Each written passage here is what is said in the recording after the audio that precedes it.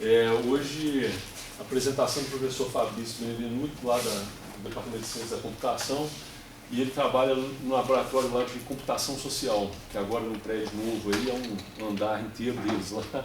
Negócio enorme, tem mais 2 professores, né, Fabrício, junto com você.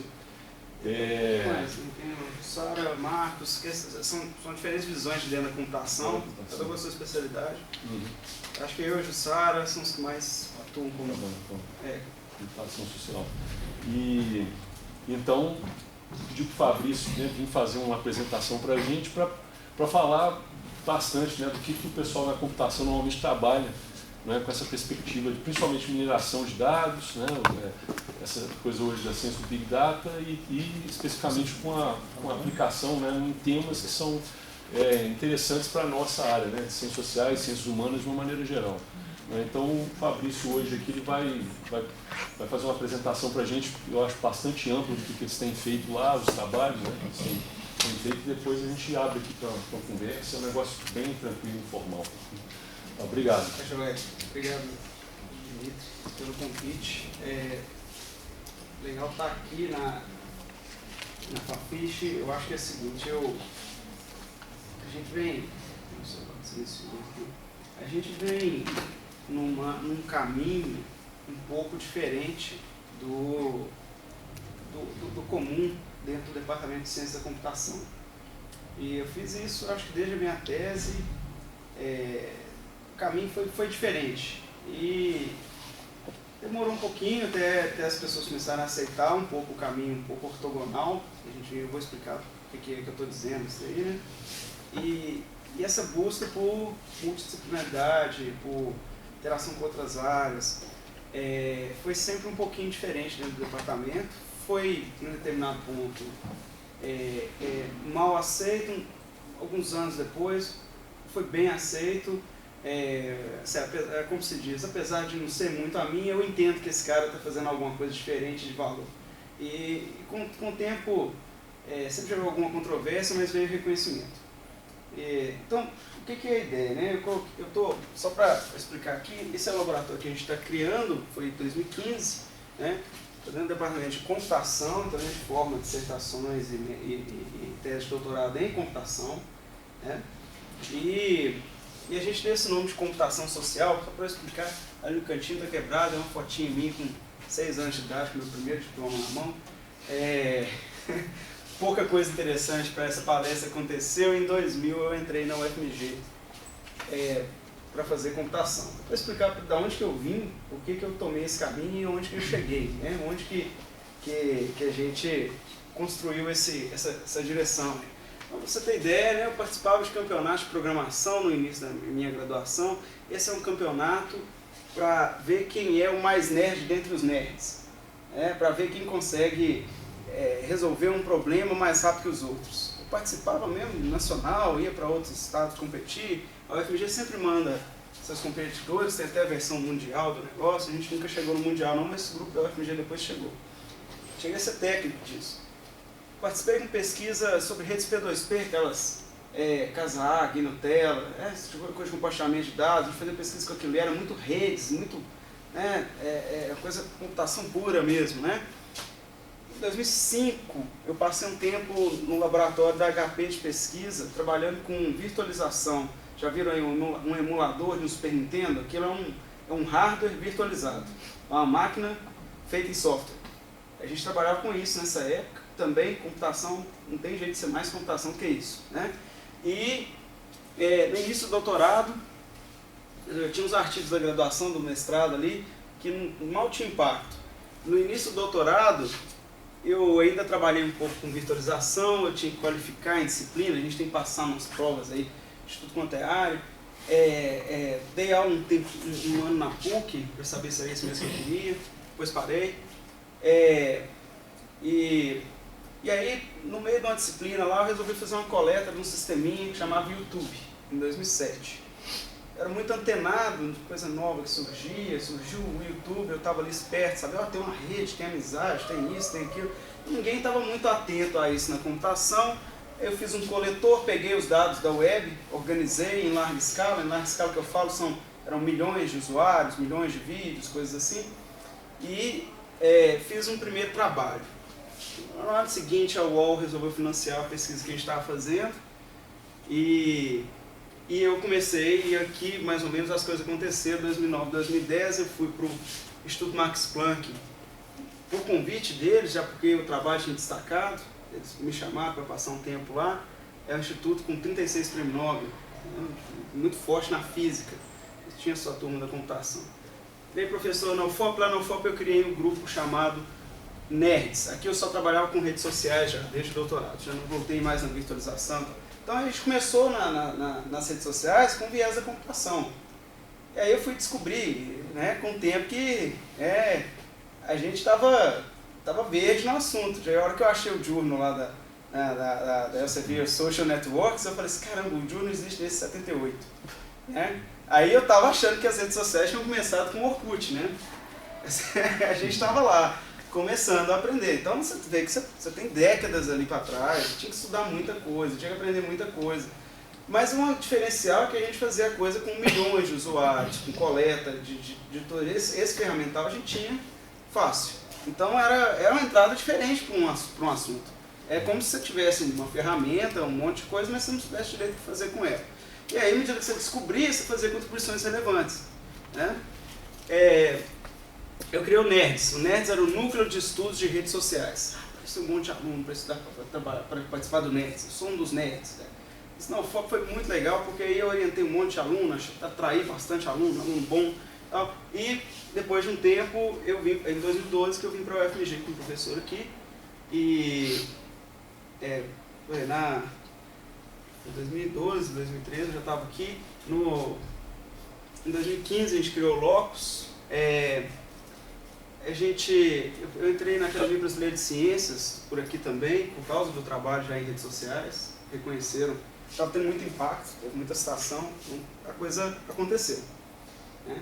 Então, dentro da computação, veja como é que... Na computação, a gente é esquisito. Assim, a computação é a única área onde conferência é mais importante do que revista. É a única área. E é mesmo. Quase ninguém lê as revistas. E as conferências têm fator de impacto, assim, 15. Coisa assim. 15, 30, 20. Algumas conferências são muito competitivas. Se colocar um artigo lá, realmente... Você fez um artigo numa conferência importante, 2, você está com um doutorado fantástico. Isso é muito difícil de explicar em outras áreas. Né? Tem um cara que escreveu sobre isso que falou assim, ele começa contando a piada do bêbado que estava ouvindo o rádio e aí o rádio falava que tinha um carro na contramão na avenida tal. Ele falou, tem vários lá. Aí o cara fala, será que na computação nós não somos os bêbados na contramão, né? Gente, vai o único aqui, não tem jeito de reverter mais, as conferências têm prestígio. Como é que você vai, de repente, falar assim, de agora em diante elas não vão ter mais prestígio que as revistas que vão ter? Não tem jeito, o caminho foi tomado. O argumento aqui é que a computação acontece muito rápido, você precisa já fazer o networking junto com a publicação. Então, vários termos dentro da computação, né? Network Science, Social Computing, Computational Social Science, Social Network Analysis, Social Media Analysis. E algumas conferências importantes, essa é a mais importante, Data Mining. Eles começaram a colocar formas de atrair as pessoas para trabalhar com esse tipo de dado das redes sociais. Né? Data Science for Social Good. Essa conferência cresceu muito. Essa conferência de interação humano-computador, ela olha muito o lado, o usuário, como que ele interage com a máquina. Né? Em formas de elaborar interface para a pessoa, para o usuário ter uma experiência melhor, coisas assim. Ela entrou pesado. Essa outra de Very Large Database, são bancos de dados gigantescos. Os dados que a gente tinha eram gigantescos. Um grafo, né, assim, uma rede de pessoas ligadas no Facebook, colocar aquilo de maneira organizada é importantíssimo. Você pensa, você vai acessar a informação sempre dos seus amigos, certo? Se seus amigos, os dados estiverem armazenados em máquinas em locais muito diferentes, isso vai ter um custo computacional muito caro. Então, assim, tem toda uma coisa por trás que várias dessas conferências vão entrando em abordar esses problemas. Então, as várias visões da computação, elas contribuem para o tema. Então, o tema é bem... Né, uniu, de certa forma, várias coisas, vários ferramentais da computação. Né? Normalmente eu falo isso aqui para a turma de sistemas de informação, pessoal, isso aqui vocês já estão cansados de saber. Uma outra forma da gente atuar é pegando experimentos feitos aí no passado, né, esse do Milgram, né, dos 6 graus de separação, de enviar as cartas e tal, né, só que tem alguém que não conhece, enfim. Se uma pessoa vai mandar uma carta, então, aqui o experimento era mandar uma carta de Nebraska para Boston, né, e a ideia era atingir um alvo passando por outras pessoas, né? Então tinha que mandar a carta para um conhecido, que ia passar a carta para o conhecido, que ia passar a carta para o conhecido. Estava contando quantos passos gastou para chegar até o alvo final, né? Os detalhes do experimento aqui, né? Você vê que a maior parte das cartas que chegaram, elas estão em 6, chegaram com 6 graus. Aí o experimento ficou extremamente conhecido como os 6 graus de separação, porque a maior parte das que chegaram, só 44 chegaram, né? A computação vem, em 2003, esse pessoal aqui já colocou um artigo na Science, onde eles repetiram o experimento, né, com 13 países diferentes, né, usando e-mails. Aqui está cortando, são 60 mil participantes. Só 384 chegaram, já é uma ordem de grandeza a mais do que eu tinha no experimento anterior. Né? Isso é ciência, né? Você pegar e repetir um experimento de um cara consertando algumas falhas experimentais do primeiro. O primeiro só tinha um alvo, e você tem vários alvos, certo? E vamos ver se a gente tem as mesmas observações. E eles observaram de novo que a maior parte dos caminhos estão entre 2 e 7. Aqui o cara pede para alguém que ele acha que é a melhor rota, não necessariamente vai ser a melhor rota, talvez tinha uma rota muito melhor dentre uns amigos dele que ele não sabia, mas ele pensou, esse cara aqui é o que mais está perto da Europa, eu tenho que entregar lá na Europa, vou entregar para ele. E ele passa para outro e vai, né? O que a gente entrou nessa área fazendo, um exemplo do que a gente entrou fazendo, foi reproduzir esse tipo de experimento, mas usando dados de redes sociais. Então, olha aqui, no Twitter, né, pegando todas as conexões do Twitter e olhando quantas estão... Aí você vai olhar todas, não é mais uma rota entre um e outro. Você vai pegar tudo, todo o Facebook, todo o Twitter. Né? E aí você olha e vê que 98% das conexões estão abaixo. Todas as pessoas estão separadas umas das outras abaixo. 98% está abaixo de 6 graus. Certo? Então, você reproduziu aquele experimento lá esse aqui já foi em 2010. Aí, depois saiu em jornal. Certo? Então, é isso que, de certa forma, é uma das coisas que a gente pode fazer. Ali a gente faz muita... orientando mestrados, né, e doutorados dentro da computação, a gente atua muito dentro da própria computação, criando mecanismos mais inteligentes de distribuir conteúdo, né, formas eficientes, fazer a coisa ficar mais rápido. Certo? É isso que a gente faz. Mas isso aqui é muito legal. Vira e mexe, a gente pisa um pouquinho em outra área. Um tempo atrás eu estava te contando, um trabalho que fiz sobre migração junto com um colega. Assim, na hora que eu fui contar, ele falou, tem um cara muito bom de serviço lá nos Estados Unidos que era conhecido, é esse cara mesmo.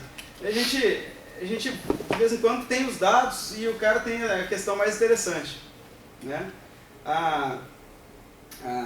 Aqui o Dilma que eu falei, né? 78 já tinha os social networks.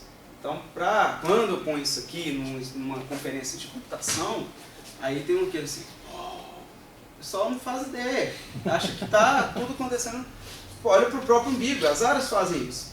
Acha que, não, pesquisa só existe aqui dentro da nossa área, é isso que nós estamos fazendo, certo? Um enxerga o outro muito bem. A gente chegou a mandar um artigo para essa revista e o artigo não foi nem para frente. Assim, o editor falou assim, esses dados que você está mandando, você não sabe se o mundo offline mapeia o mundo online, então, enfim, por aqui não. Você sente às vezes, poxa, peraí, né? Existe uma certa resistência entre áreas para a coisa caminhar junto, né? Eu acho assim, os principais centros de pesquisa que a gente vê, as pessoas partem de uma questão importante e fazem até um grupo interdisciplinar para responder a questão. Não interessa de que área o cara é, tem que publicar e tal. Eu tenho que publicar na computação porque eu estou formando um aluno em computação, isso tudo é cabresto. certo? Eu tenho que terminar rápido porque a bolsa do aluno está acabando, cabresto, certo? Se a gente não tivesse limitação nenhuma, se a gente tivesse, vamos dizer, dinheiro infinito, né? Se a gente pudesse simplesmente sentar aqui e fazer pesquisa, você não tem cabresto nenhum. Né? Então tudo isso é cabresto que a gente tem que tentar tirar. Por quê? Eu quero descer uma questão, eu sei da limitação, eu sei que eu não li muita coisa de teoria relacionada a isso aqui que eu deveria saber por estar entrando na área. Né? É por aí. Quer ver, ó, só para ter uma ideia, um esforço que a gente está começando a fazer, até o Wagner Meira que está tocando mais isso, é de tentar criar uma formação transversal em ciência dos dados. Porque aí é como se o aluno aqui da Fafiche pudesse fazer, né, uma parte da formação dele aprendendo um ferramental para lidar com dados.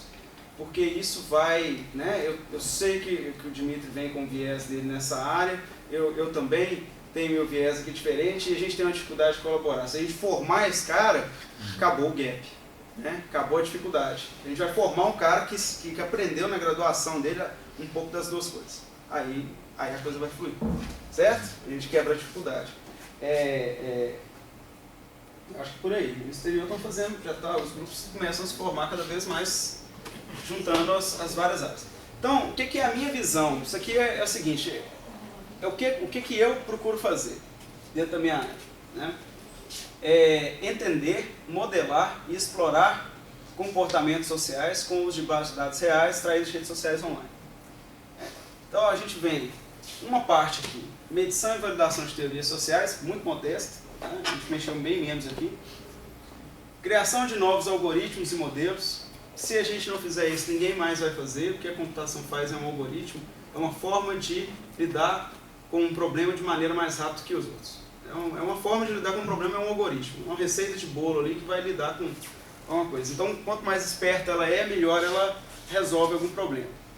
Gente que é especialista em fazer isso. Físico faz muito bem isso aqui. Né? Até uma área da sociologia também entra um pouco aqui. Né? Criação de novos sistemas e aplicações. Na computação é muito bem visto quando você vai lá e faz o sistema real. Bota o negócio funcionando no site ou no aplicativo e fala assim, é bem diferente você falar assim, então isso aqui, fiz um algoritmo que funcionaria 3 vezes mais rápido. E agora ele vai conseguir executar essa coisa que é uma base desse tamanho e vai funcionar. Então põe funcionando. Aí pronto. Aí você acabou o problema, né? O Google, quando ele foi proposto, o Google foi uma tese de doutorado em Stanford. Né? O cara estava no final do doutorado dele, veio com um algoritmo para... Ele coletava as páginas web que existiam, né? E ele queria fazer um ranking delas. Tinha um algoritmo, certo? E aí, como é que a gente vai validar o algoritmo? Como é que eu sei que o ranking está certo? Ele sabia que o dele era o melhor, mas ele não sabia de jeito como mostrar. A primeira coisa que fizeram foi um sistema. Aí as próprias pessoas podiam testar, podiam ver e a coisa pegou. E aí fizeram patente e anos depois criaram uma coleção rotulada falando essa página deveria ser na frente dessa, porque essa é mais importante que essa. Feita na mão, um grupo de enorme de pessoas pagas para poder rotular aquilo. E aí foram testar algoritmo e ver qual que ranqueava melhor.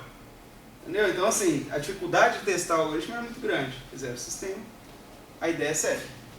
Fizeram o sistema e fizeram a patente e a empresa, né? Algumas contribuições no tema, né? Modelagem de comportamento e caracterização de navegação de usuários em redes sociais. Ali, nesse trabalho, a gente coletou, do ponto de vista de um proxy, é como se a gente pegasse o tráfego que está saindo da universidade, eu olhava de maneira anonimizada, quando um usuário que está numa determinada página do Orkut, para onde que ele vai. Então assim, a gente olhou, o cara clica no perfil, depois ele clica na lista de amigos, depois quando ele está na lista de amigos ele vem para cá. Saber essa navegação é importante. Então, por exemplo, uma das coisas que a gente descobriu nessa época aí é que as pessoas, não sei se vocês usaram o Orkut aqui, 2009, né? Nessa época aí, 2008, 2007. Orkut, tudo que você ia fazer, né, você tinha que passar pelo perfil da pessoa. Você tinha que entrar no perfil da pessoa e ver as fotos dela. Você tinha que entrar no perfil da pessoa para mandar uma mensagem para ela. Aí a gente começou a ver que o perfil era certamente a figura mais central. Tudo se passava por ele, certo? Na hora que a gente olhou o gráfico de navegação era assim. E as pessoas descobriam conteúdo, descobriam outras, quando elas olhavam a navegação por exemplo, via alguma pessoa nova em alguma interação. Exemplo, alguém mandou uma mensagem para um amigo seu, as pessoas imediatamente clicavam muito nesse cara. Vamos ver quem é esse cara que é amigo do meu amigo, certo? Então, num determinado ponto, o Facebook trouxe isso como elemento central, que é a timeline, certo? Então, as interações dos seus amigos e tudo que acontece vai sendo exposto numa timeline, para você ficar sempre descobrindo novo conteúdo e coisa interessante, já que esse era o interesse forte anterior, certo? Então, esse tipo de coisa que a gente estudava para caracterizar, mostrava como acontecia. Propagação de informação e identificação de influentes, né? Quem é uma pessoa influente no Twitter? Aí você, nossa, uma das coisas que eu vejo é o seguinte, é um conceito tão vago, tão difícil de medir, certo? Uma coisa que a computação faz, a matemática faz, é buscar uma definição, mesmo que seja fraca, para o que é isso, né? E toda a área, acho que para pesquisar você precisa definir. Então o que é um influente? Então tem várias formas de definir, cada uma tem uma implicação para a construção de um sistema. A gente foi para duas definições, um é um expert e um é um influente capaz de ter as coisas ditas propagadas. E o outro seria um expert no assunto, quer dizer, como é que eu sei que uma pessoa é o sabichão sobre comida, né? Sobre restaurantes, sobre cerveja, certo? A gente bolou duas formas de detectar esses dois tipos. Detecção de usuários maliciosos. Aí a gente foi em vários sistemas, YouTube, Twitter. Um problemão na computação é segurança. Como identificar o malicioso, o cara que quer... É um terreno livre, certo? Então, pode surgir spam, pode ter forma de roubar cartão de crédito, pode ter forma de simplesmente bullying, qualquer coisa. Isso aí é um comportamento malicioso que você quer retirar do sistema. É uma experiência ruim para o usuário, certo? Então, aqui é sempre... E a impressão que dá é que não foi resolvido, né? Então a gente continua atuando, continuam novas propostas, o problema está lá. É briga de gato e rato, né? Tom e Jerry aqui. Você resolve, aí os caras aprendem e vêm com uma estratégia diferente. É um ciclo, é ciclo. Criação e detecção de social bots. Então aqui é um trabalho que a gente fez que é o seguinte. Um grande desafio na computação é criar uma inteligência artificial capaz de convencer seres humanos, né? Você criar um robozinho, alguma coisa, que a pessoa conversa com ele e não sabe que ele é um robô. Então tem vários que tentam fazer uma coisa dessa, mas o cara percebe, esse aqui é o robô, certo? Então ele não engana, né? Então o que a gente fez foi o seguinte, no ambiente, né? Quem usa Twitter aqui? Hoje eu uso. Certo? No Twitter, vira e mexe, tem na postagem dos outros, você não tem nem ideia do que o cara está falando, não é? Eu não entendo isso aqui, não é? Se eu botar um robô aqui e o cara não entender, ele vai achar que é ele que não está entendendo, e não é o robô, né? Então, assim, é um ambiente onde permite um certo não entender o que o cara está dizendo, certo? Então a gente botou um robô e se passou bem. O robô enganou bem. Até bem demais. E a gente fez uma ferramenta.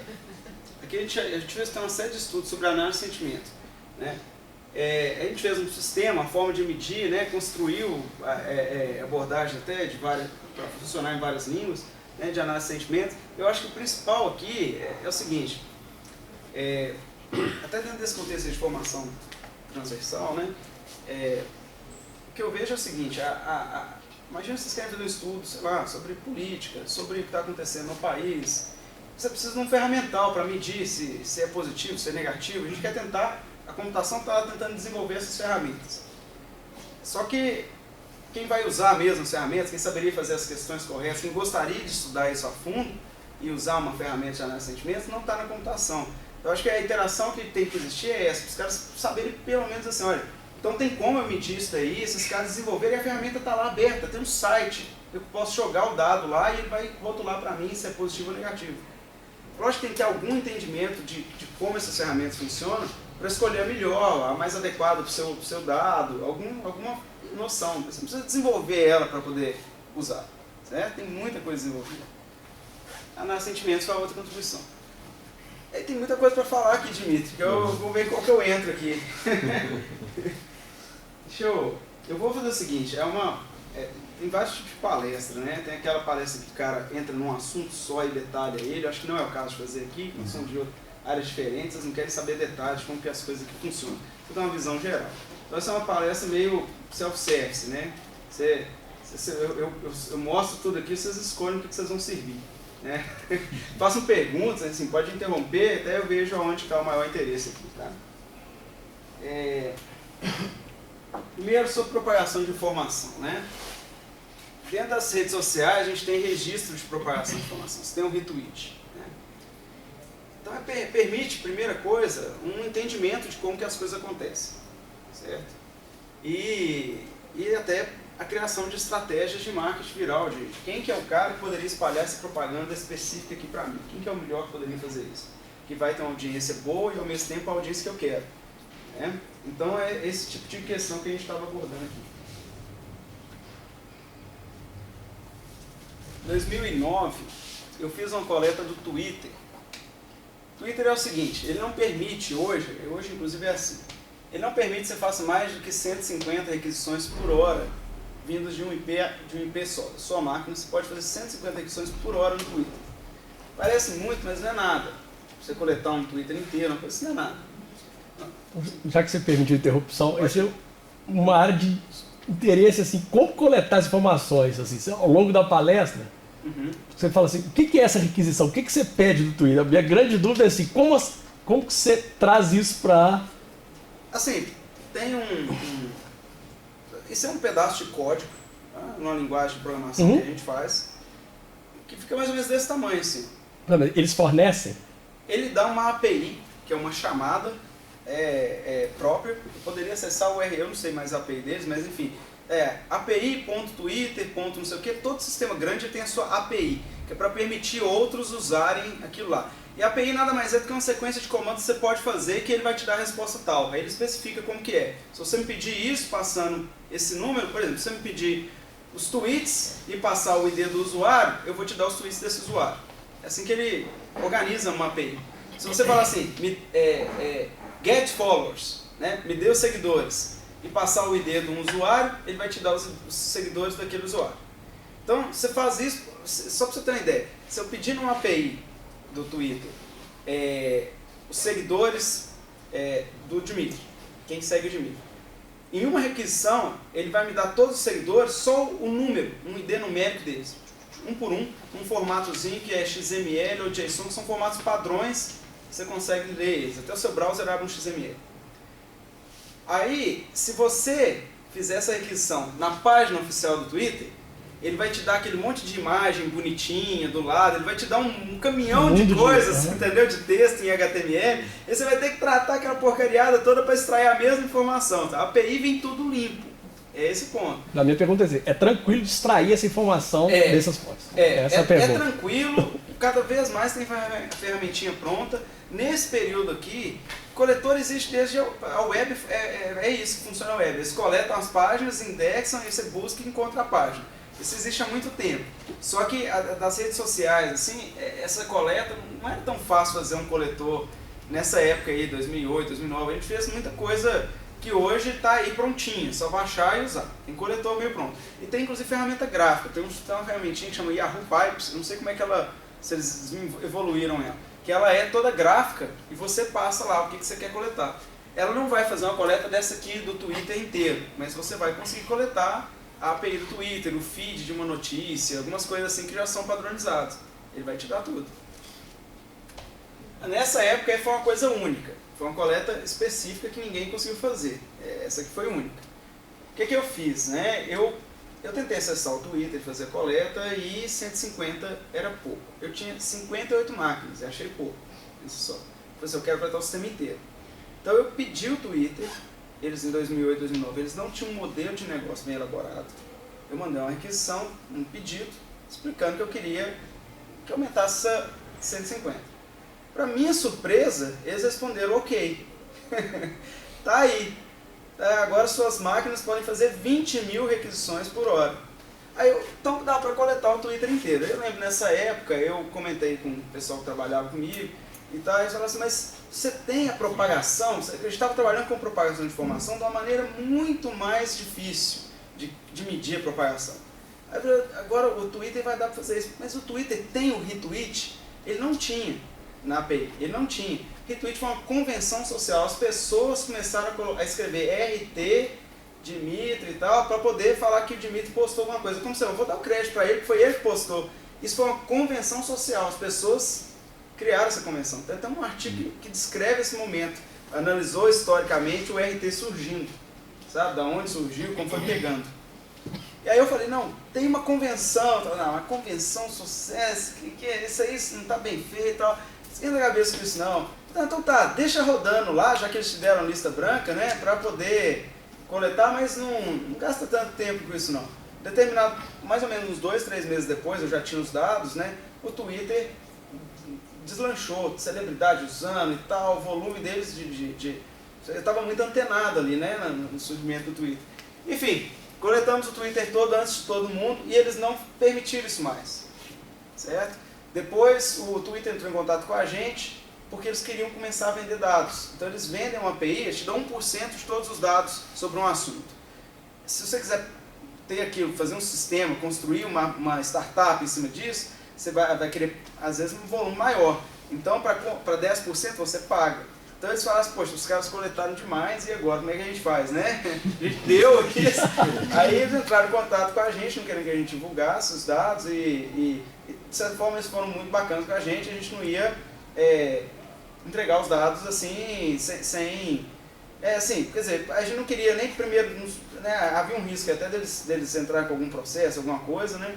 Aí a gente, porque pelos termos de uso você não pode nem fazer um scraping do Twitter mesmo não, então de alguma maneira eles permitiram, mas eles poderiam tentar alguma coisa judicial, a gente falou, pô, a gente não vai ser sacana com os caras que foram legais com a gente.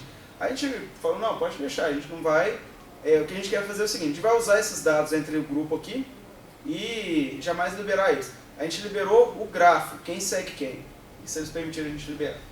Então a gente liberou isso aí.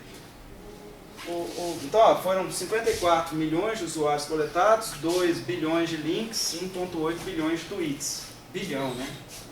Volume. Aí um problema que a gente tinha, 58 máquinas, rodando tudo em paralelo, há um conhecimento técnico que a gente tem que ter para lidar com isso, não é trivial. A gente tinha um URL encurtado, a decisão aqui foi o seguinte, para olhar como um texto propagou é muito difícil. Vamos olhar como o URL propagou. Quer dizer, ele passou e eu peguei o URL e propaguei. O URL é uma peça muito mais limpa de informação, mais fácil para a gente lidar e representativa.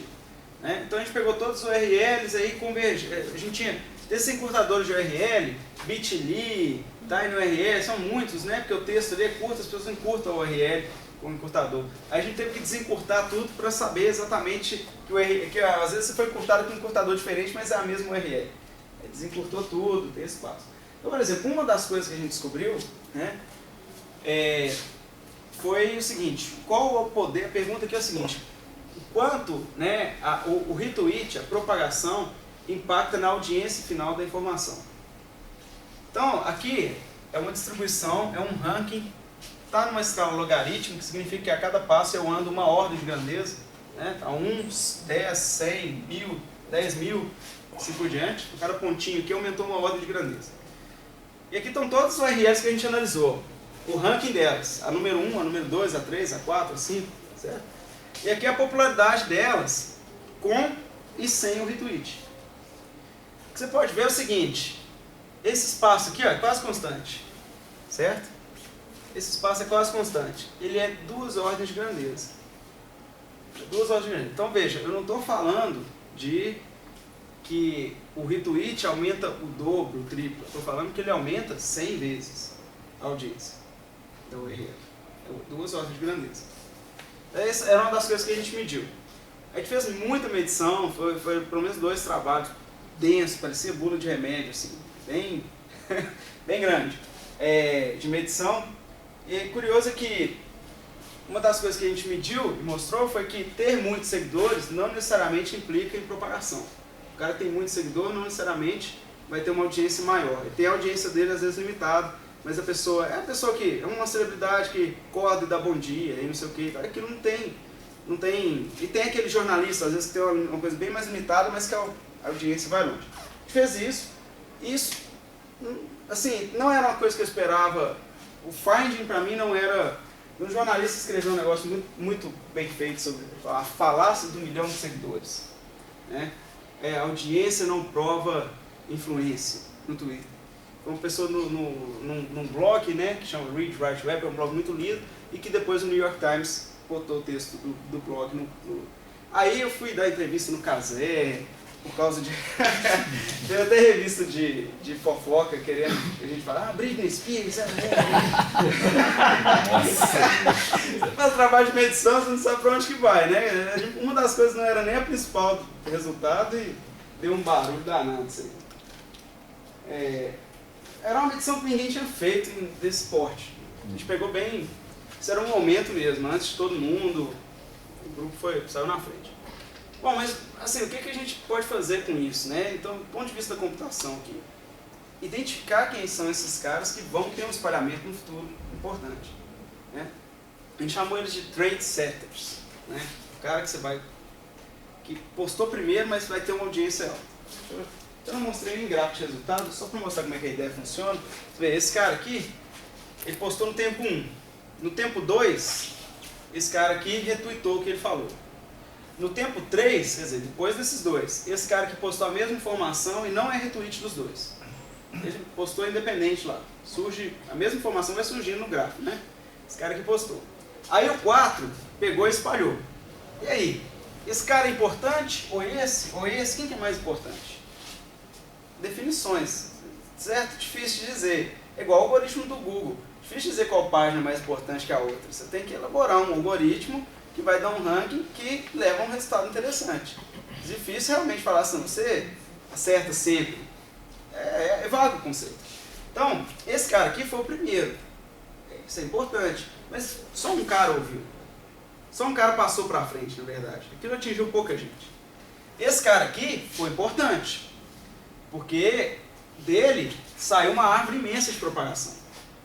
Certo? Mas esse cara também foi importante, porque ele é o responsável por mandar para uma porcentagem alta da árvore, certo? Para, sei lá, 80% dos espalhadores aqui, certo? Ele tem uma importância também. O que a gente fez? É uma abordagem semelhante à do PageRank do Google, onde é o seguinte, o cara que, né, no PageRank é o seguinte, as páginas, se uma página importante, sei lá, New York Times aponta para a minha página fica importante, ela aparece bem no ranking, porque eu herdo a importância dos outros, a importância é propagada se é um link importante para mim. A mesma coisa aqui, se um cara importante como esse, né, ele foi importante na propagação, retweetou esse cara, ele passa a importância para esse cara. Né? Esse aqui retweetou, esse aqui ganhou mais importância, que passa para ele também. Então, a gente fez isso, mas a importância vai caindo temporalmente, para premiar os que fizeram primeiro. À medida que vai passando o tempo, essa importância vai só caindo. Então, esse é o algoritmo que a gente fez, ele funcionou bem, a gente mostra diversos cenários onde ele funcionou bem, e foi parar naquela conferência mais importante de Data Mining. Então, muita coisa que a gente faz é mineração de dados, né? Aprendizagem de máquina, ter um pouquinho de inteligência artificial, muita coisa de mineração de dados. Então, enfim, a gente fez esse algoritmo aí, não vou nem entrar em detalhe. A ideia é só... Outra visão sobre influência é de tentar identificar quem são os experts no Twitter em algum tópico. Como é que eu faço para saber quem é expert em mídias sociais? Como é que eu acho esses caras? O Twitter dá um sistema de busca, que chama Whom to Follow, o Twitter. Eles criaram esse sisteminha. Como é que funciona o sistema do Twitter? Ele busca pelo nome ou biografia que tem alguma coisa escrita social media. E ele mostra primeiro quem tem mais seguidores. Assim que funciona. Muito simples, certo? Procurei por social media. Tem na biografia como o cara se descreve, ou no nome dele, e o cara tem muito seguidor ou é um perfil verificado. Aí ponto também. Aí aparece primeiro.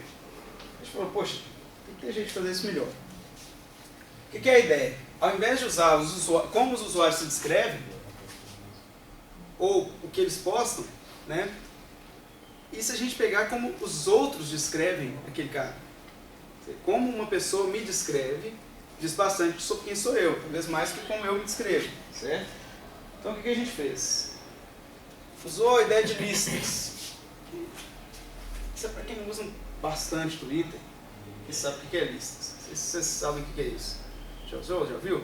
Você separa em listas as pessoas que você segue. Então esse cara aqui usa muito listas, pegamos ele de exemplo, ele é um jornalista. Ele tem a lista dele de...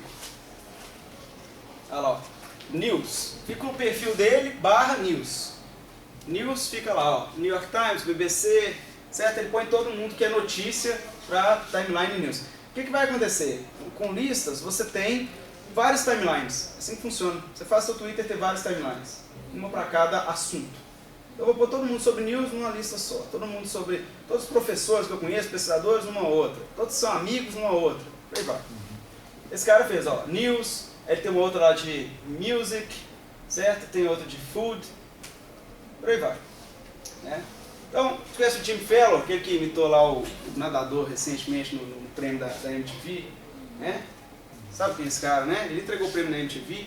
Jimmy Fallon, ele imitou o Lost lá, o nadador lá da... Ele fez isso agora, recente. Esse cara, pegando o perfil dele, olha como ele se descreve. Astrophysicist. Ele é comediante. Ele se descreve como astrofísico. Zoando, né? Fazendo moda. Então, se você buscar no sistema do Twitter por Room to Follow, né? Se for lá no Room to Follow no Twitter e buscar por astrofísico, ele é o número 1. Por quê? Porque ele tem muitos seguidores e ele se descreve como astrofísico. Então, isso, tá vendo? Esse é um problema, né? Se você pegar como que o cara se descreve. Né? Se ele não se descrever bem... Aqui são as palavras mais comuns dos tweets dele. Pra gente ver se isso descreve ele bem. Né? Fellow, happy, love, fun, vídeo. Quer dizer, se eu buscar por vídeo, aí vem o resultado dele, é estranho, né? Não é bem isso. Ele é um expert em vídeo? Não. Né? Song, são as palavras que ele disse, não descreve tanto ele, quem ele é. Né? Agora olha como ele é listado. Se for pensar, a lista é um rótulo que alguém deu pra ele. É um rótulo, alguém virou e falou, esse cara é funny, humor, music, movies, ele fez vídeos também, ele fez filmes também. Comics, television, certo? Então são palavras que descrevem ele. Aí, poxa, isso aí, então diz tudo. Vamos coletar isso aqui e fazer um sistema de busca melhor que o sistema do Twitter. Daí a gente fez vários exemplos para mostrar que a coisa funcionava. Isso na computação é uma metodologia científica furada, fraca. A gente fez assim, primeira vez, submeteu para alguns lugares, porrada. Então, porrada. Porque é uma metodologia fraca, apesar de... Sabe, a gente fala assim, não, o revisor vai ver que esse negócio ficou legal demais. Né? Pelos exemplos. O cara olha exemplo, aí tipo, vai ter que fazer o sistema. O aluno fica desesperado, fazer um sistema desse é pesado. Né? Fazer um sistemão desse, o cara fica meses desenvolvendo. Vamos fazer o sistema. Aí a gente fez o sistema e a gente fez um teste cego igual esse de cerveja. E aí, qual cerveja você gosta mais, né? A gente fez exatamente isso com máquina de busca. E aí, qual máquina de busca é a melhor? Perguntou isso para os usuários. Mais de 300 pessoas responderam. Então, ó, buscando por música. Qual que é a máquina de busca melhor? A B, as duas são boas ou as duas são ruins? Eram as nossas respostas possíveis. A maior parte dos resultados dava que a máquina de busca A é melhor, que é a nossa, em comparação com o sistema real do Twitter. Então, por quê? Se buscasse por música, então olha só, a gente achava Katy Perry, Lady Gaga, só Justin Timberlake, só artista mesmo, certo? E no caso da máquina de busca do Twitter, eram coisas importantes, não eram coisas ruins, mas eram coisas que tinham que ter music no nome ou aqui na biografia. Então eu achava muito esses perfis assim, iTunes Music, Sony Music, que tem gente que chegou a falar, não, o B é melhor, eu gostei mais disso aqui, certo? Aí tem outro que fala, mas a maioria preferia a nossa. Muita gente marcou também, as duas são boas, elas são bem diferentes, mas gostei das duas, achei as duas relevantes, certo? Então, no final a gente fez o ponto, que a nossa tinha um valor diferente e chegava a ser melhor em muitas situações. Muita gente preferiu, né? E botamos o sistema está no ar até hoje, a gente testar. A gente não atualiza ele constante, então algumas coisas ficam mais fracas hoje. Na época, quando saiu, assim, que Tava forte. Talvez spam é uma das coisas mais desinteressantes, mas só para vocês terem uma ideia do que é um spam aqui, né? Spam em busca. A pessoa busca por World Cup, certo? Então são, sei lá, tweets sobre o World Cup. Aí vem uma, né? Viagra, World Cup, Cialis, o cara põe um link aqui. O cara tá fazendo um spam no meio de uma busca. Isso é muito comum quando tem uma hashtag super popular, né? Sei lá, tá lá Big Brother acontecendo e tal, aí tem muita gente que fica acompanhando os tweets, o que as pessoas estão falando, né? Futebol, então, é outro que o pessoal, não sei se já fizeram isso, mas é diversão garantida. Você viu o que é um termômetro, assim, né? As cornetadas e tal, você abriu um negócio daquele lá. Então, o que as pessoas fazem? Elas escrevem uns spams assim, chega de falar do BBB, é hora de falar da promoção do não sei o quê.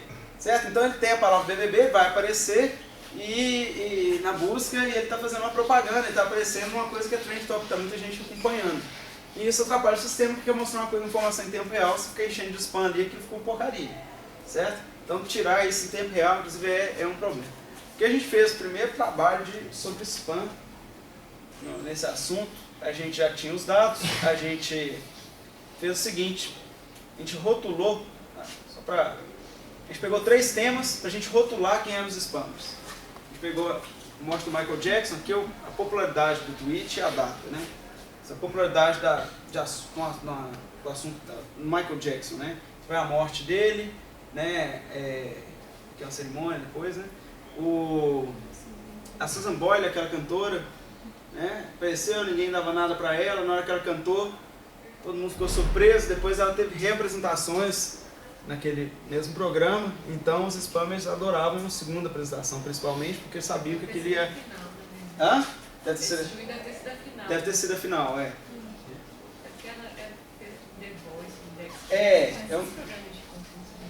É tipo um The Voice, não é bem um The Voice, eu acho que é tipo qualquer talento. O cara chega lá e pode, né, muitas vezes o cara paga um mico e todo mundo ri. Ela chegou, tipo, toda pinta que não ia dar nada, ela soltou um vozeirão lá e todo mundo ficou surpreso e ela ficou, acho que a história dela era bonita, ela ficava dedicando a cuidar da mãe, ela já estava mais velha e tal, ela foi cantar e arrebentou, né? Isso aqui é o seguinte, toda segunda-feira, isso em 2009 foi a hashtag mais popular do ano, isso me surpreendeu também, eu não tinha nem ideia disso, mas a hashtag mais aconteceu no ano, porque ela era regular, toda segunda-feira as pessoas postavam dicas de música, isso morreu. Mas o próprio Twitter soltou isso, a hashtag mais popular do ano inteiro, mesmo que manda. Então os spammers veem que aquilo é regular, toda segunda-feira acontece, aí miram o negócio. Então a gente pegou essas 3, porque qualquer pessoa no nosso laboratório que a gente pediu poderia rotular se era um spam ou não, porque são coisas conhecidas. Se eu dou um negócio aqui sobre conflito na Síria, não sei o que, o cara não faz ideia se aquilo é spam, não é, está relacionado ou não está, certo? Aquilo é um assunto complicado, tem que ser coisa assim. E aí, a gente pegou uma turma grande no laboratório, fez um mutirão, os autores ajudaram mais, se envolveram mais. No final das contas, nós conseguimos passar pelos tweets de 8.207 usuários. Então, um trabalhão de algumas semanas. E os meninos fizeram um sisteminha para facilitar. Você clicava, já aparecia os tweets, aí o cara na hora podia rotular facinho, para não ficar tendo trabalho com aquilo. Não era uma planilha, fizeram um sisteminha para ajudar. E a gente compartilhou o URL e pediu às pessoas. 355 são spammers. Um volume razoavelmente pequeno de spammers dentro dos dados, mas se for pensar, eles fazem um estrago danado. Daí, por exemplo, tem uma métrica que é bastante conhecida em redes, que é o coeficiente de clusterização, né? O coeficiente de clusterização é o seguinte, dos meus amigos, né, só considerando os meus amigos, quantos estão conectados entre si é o numerador. Quantas possíveis conexões poderiam existir entre eles, o denominador. Né? Ou seja, se essa razão for muito próxima de 1, significa que meus amigos estão bem conectados entre si. Se ela for muito próxima de 0, significa que eles não estão conectados entre si. Se a gente pegar o grupinho do que é spammer e que não é spammer, você pode esperar o quê? A pessoa real, ela tem amigos conectados entre si no Twitter. Né? Nem que seja por interesse, né? Você tem o mesmo interesse em comum que pessoas que estão ali próximas de você, ou porque são seus amigos também. Né? E um spammer não, ele sai seguindo qualquer um aleatório e tal, então os amigos dele não têm conexão entre si, é uma das métricas. Então aqui no caso, sem interpretar demais o gráfico, só para você ter uma ideia, comparando as duas curvas, o que ela está dizendo é uma distribuição cumulativa. O que ela está dizendo para a gente é que 60% dos spammers tem um coeficiente de clusterização abaixo de 0,01. E essa fração aqui, ó, 60%. Para os usuários normais, é esse número aqui, ó, é 0, sei lá, não dá nem 1% dos usuários comuns tem um coeficiente de clusterização abaixo de 0,01. Isso é uma métrica simples que te dá uma noção bem clara sobre como é que são as amizades entre os spammers e os não spammers, são bem diferentes. Então a gente pegou, além dessa métrica aí, a gente pegou mais quantos? Mais 45. 45 coisas. Então, por exemplo, uma coisa uma das mais relevantes era o tempo de existência da conta. A informação das mais relevantes que a gente tinha era essa. O spammer normalmente ele cria a conta e começa a fazer o spam. O usuário comum ele tem a conta dele há anos. A não ser que um spammer criou a conta e ficou curando ela igual vinho, certo? Mal tempão para depois começar a usar. Então, assim, entendeu? Tem várias características que o cara deixa o rastro dele. Daí a gente pegou essas 45 características e a gente dá para um algoritmo de aprendizagem. O algoritmo, por si só, aprende que essa informação, o coeficiente de clusterização mais essa do tempo, é suficiente para identificar 95% dos spammers. Certo? Ele mesmo vê quais são as coisas mais relevantes e vê quais que vai usar. Daí quando ele pega um conjunto de dados que ele não sabe o rótulo, ele criou já esse modelo. Olha só, essa informação mais essa estando acima desse valor, eu vou jogar esse cara como spammer. Certo? Ele cria um modelo para lidar. A gente rodou um algoritmo de aprendizagem e fez essa primeira abordagem para a detecção do usuário. O tweet mesmo em tempo real, depois outros abordaram o problema, fizeram formas de detecção. A gente mesmo mostrou que para detectar o tweet não era tão bom assim, usando essa estratégia aí, até porque requer rotular. Tem muita gente propondo coisas depois que não precisava de ser rotular na mão, spam, não tem um conjuntinho rotulado. A gente argumenta que é viável porque o próprio administrador do sistema tem um conjunto de contas suspensas. Então ele pode treinar um algoritmo. Certo? Aqui a gente foi abordar o problema de seguidores falsos. Quem usa qualquer sistema online já teve algumas